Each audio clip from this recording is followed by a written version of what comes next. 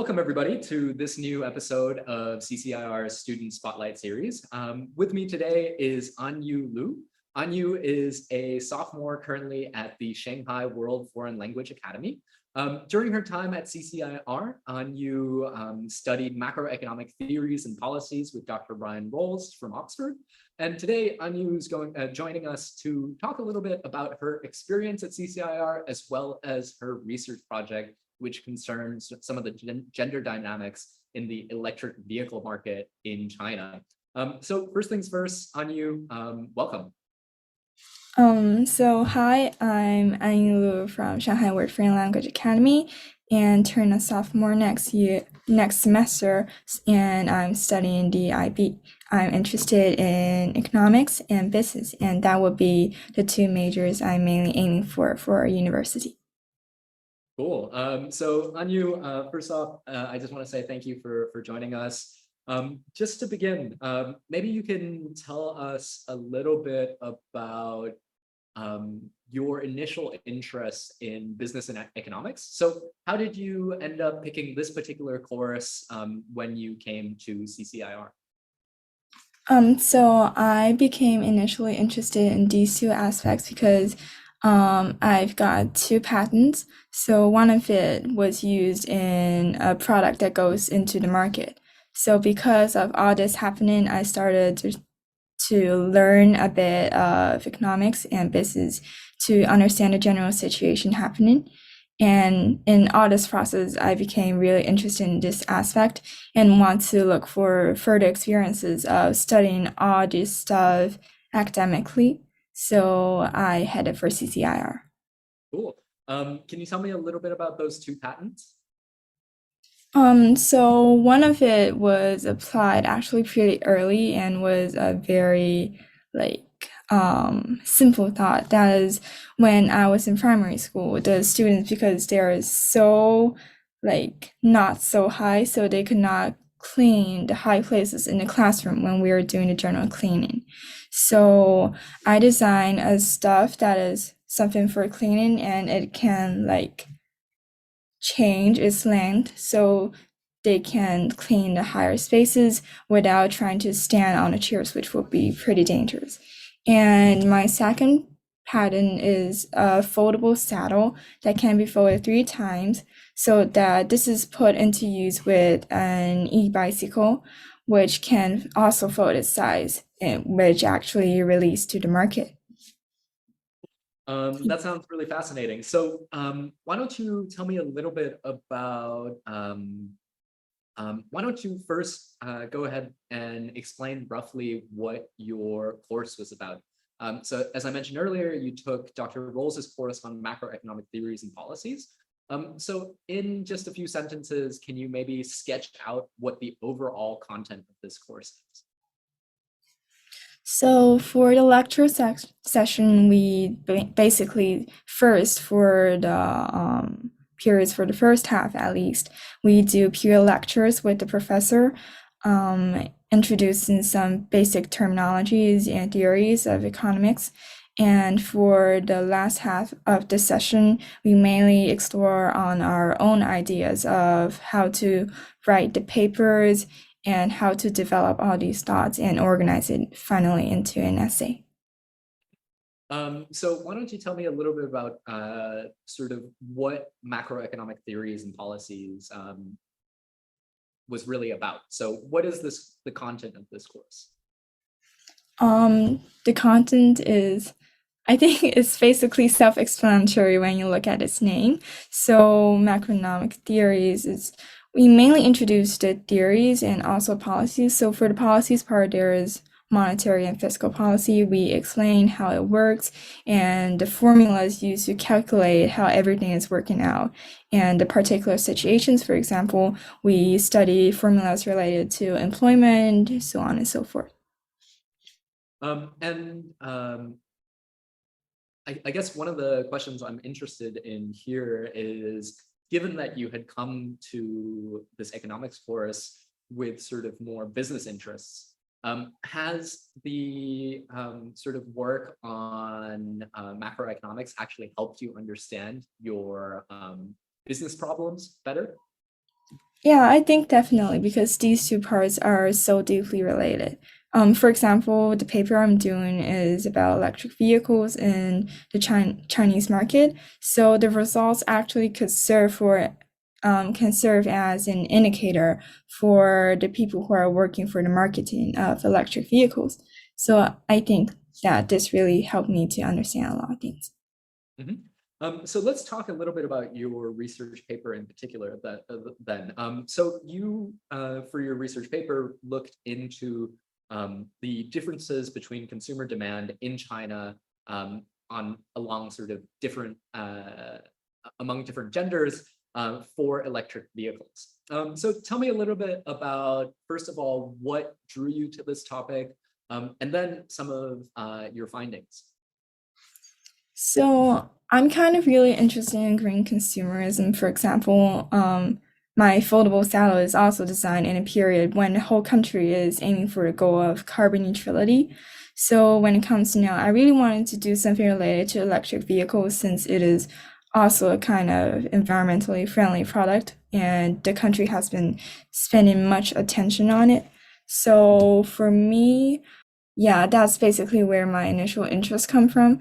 So I want to study into genders because at first I wanted to study like three aspects which was pointed out in a paper that lacks investigation, and gender is listed among them. And when I look into the actual papers introducing the three aspects, because the paper I referred to was written in 2008, as I could recall. So actually, the other two aspects I remember is education and income has have both been generally discussed around the world. So I looked into gender, which comparatively lacked discussion, and I found out something really interesting is that researchers actually like got very controversial opinions from their research. So some concluded that there is such a difference, some concluded that there is not, some concluded that the role gender plays is influenced by other factors. And among those who claim that there is a difference, some claim that women has a higher potential of consuming green products than men, and some concluded that men has comparatively a higher potential. So this actually drives me to continuously do my thinking and researching this project, and I think it's very fascinating. Okay. So tell us a little bit about what you ended up finding. So you found a particular space in which there was sort of a lack of research, a lack of synthesis, and a bunch of competing perspectives. So what ultimately was your conclusion? So I haven't really finished my research yet since it involves some knowledge of our language, which I haven't previously encountered with. So I'm now in the process of doing the data analysis for everything. Yeah. Mhm. Okay, interesting. But what are some preliminary findings that you might have already sort of stumbled upon? The findings is mainly related to literature since I read a lot of them in order to plan out a more formal literature review. So I've introduced some of the global findings, but for the Chinese stuff, it is very interesting also. So there's actually a substantial lack of work investigating the whole Chinese market that there is, according to my knowledge, no work investigating them. And for some regional works, for example, I found two papers investigating Hong Kong and one paper investigating Taiwan. So for the two papers related to Hong Kong, one pointed out that men has a higher potential and one pointed out that women has a higher potential, which is very, very controversial. And for the one in Taiwan, I remember pointing out that women has a higher potential. So there is first a lack of work, and second, for regional works, there is very adverse in conclusions for the Chinese market. Yeah. Thing. Okay, so I want to hear a little bit more about sort of the process of coming to your particular research topic within the Mhm. context of your course. So the way that the Future Scholar course works, as you know, is that you have these lecture topics, and your research interest usually precipitates Mhm. out of the content of the course. Yeah. So tell me a little bit about sort of how you ended up finding your particular research direction.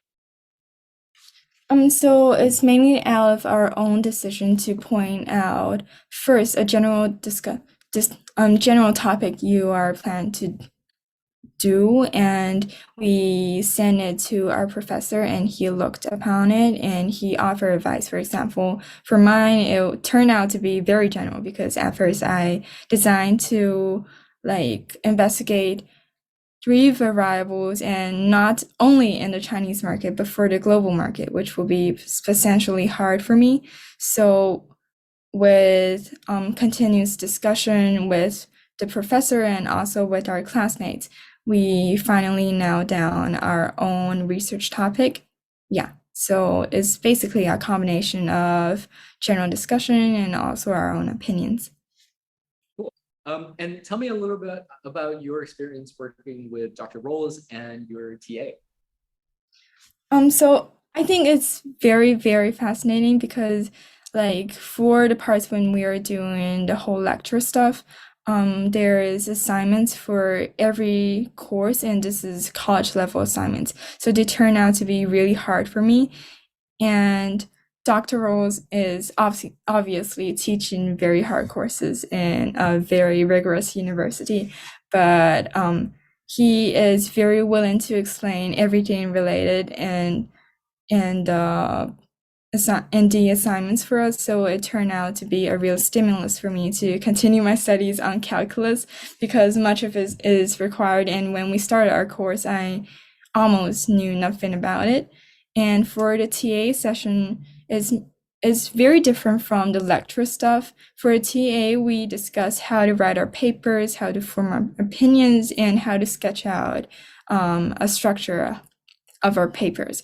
So I remember particularly one course that in the beginning, like Mr. Ubao asked us to ask our classmates whether we have any problems. And I've been a little bit too timid to ask out my stuff. And for one assignment, like I couldn't do the data analysis because I don't know how to download the data. And so I asked out this question and one of our classmates answered it for me. And I felt like, whoa, this is something that is actually doable. Like just ask it out and there is nothing to be afraid. So I think this is really a change of attitude for the TA session. Yeah. Cool. And tell me about a little bit about the, just because I'm curious, now that in classroom dynamics. So one of the lovely things about the Future Scholar course, obviously, is that you actually get to work with your peers. Yeah. So tell me a little bit about that experience, what it was like to suddenly be in a class with, 3, 4 other kids from around the world who are all in a strange course on macroeconomics and theories and policies. So I think that our classmates are all very, very accomplished students, of course. And I feel this particularly when we are sharing our ideas. I remember that at least two of us has finished their work, and one girl has investigating like a survey. She planned out a survey and sent it out, and she actually received hundreds of responses. And I think that this is very, very great stuff to do. And for another one of us, I remember that he did like a comparison of policies that led to results that aren't previously planned out. And I think this is very interesting. Actually, like what he did like inspired me to like, for example, write an essay like exploring on a topic, like explaining the controversial results instead of trying to reach a result on my own for next semester. Like I'm actually planning to write one for every 2 months, and I think this is going to be a very fun thing to do. So for the previously lection stuff, like Dr. Rolls always encouraged us to ask out our questions. So I'm very, very inspired by part of their questions because this is actually questions asked out of considerable thought and also attentive listening in class. So they have a very high quality to actually stimulate what I'm thinking and the general understanding of the course. Cool. I think one thing I want to ask now is, has there been anything in your experience through this course and through doing research that's changed your understanding of, maybe what economics is and what doing research is like, and maybe what writing a paper is like? Yeah, so the main shift in my mindset is about writing a paper because for the whole grade 10, the only paper I write is the physics IA. So it's very different from your writing something physics or economics. It is something that I had definitely no experience on. So for the whole thing, I found out that very different from physics experiments where you have to actually go into the lab. Economics depended more on a previously planned out good research questions. So this is very important, substantial for everything, but I actually found it quite hard to first nail down what I'm going to do, the general topic, and to narrow it down. I remember I sent like 2 or 3 or 4 emails to Dr. Rose asking opinions on whether this is too broad or too narrow. Like I face a lot of difficulties in this. But yeah, I think I've conquered this difficulty eventually. So I think this is a good change for me. And I think I'll carry this experience on when I'm going to write other papers. Yeah. Cool, that's an excellent answer. So as we sort of gradually approach the end of this interview, I want to ask you sort of a closing question that I typically like to ask most of the students.